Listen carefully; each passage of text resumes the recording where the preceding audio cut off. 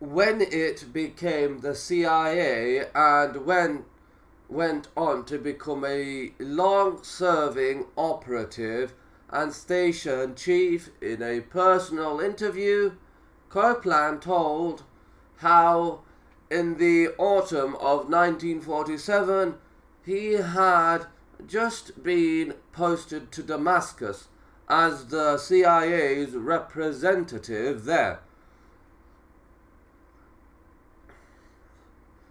In the circumstances then prevailing, there was no need to operate under particularly deep cover, and his identity seems to have been pretty much an open secret. According to Copeland, a sly Egyptian merchant came to see him one day and claimed to possess a great treasure.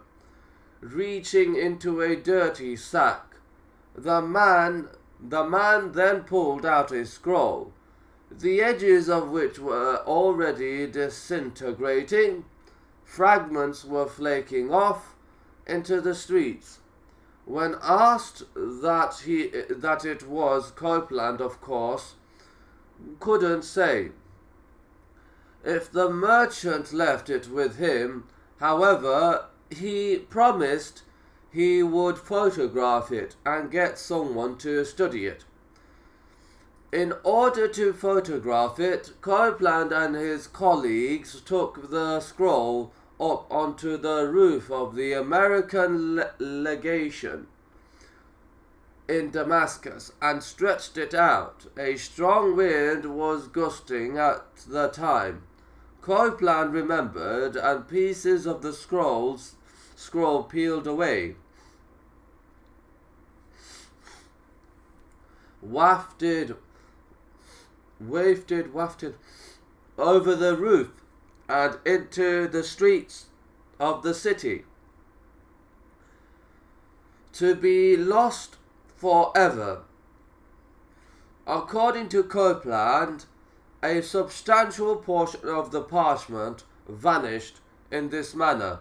Copeland's wife, an archaeologist herself, said she could not help wincing every time she heard the story.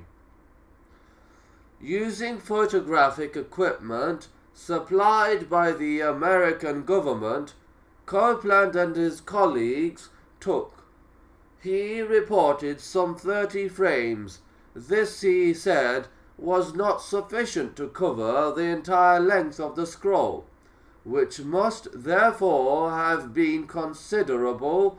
Subsequently, the photographs were taken to the American embassy in Beirut and shown to a prominent official there, a man versed in ancient languages.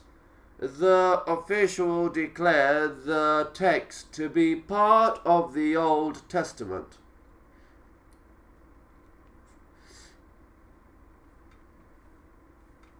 Book of Daniel. Some of the writing was in Aramaic. He said some in Hebrew. Unfortunately, however, there was no follow-up. Copeland returned to Damascus, but the sly Egyptian merchant was never seen again, and the photographs were left in a drawer.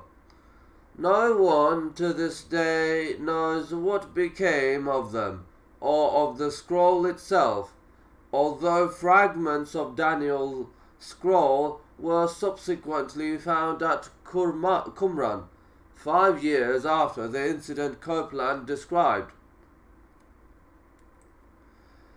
If the scroll Copeland saw and photographed was indeed a text of Daniel, it has never become public, although it was precisely at this time that Metropolitan Samuel was in Syria with the scrolls he had purchased.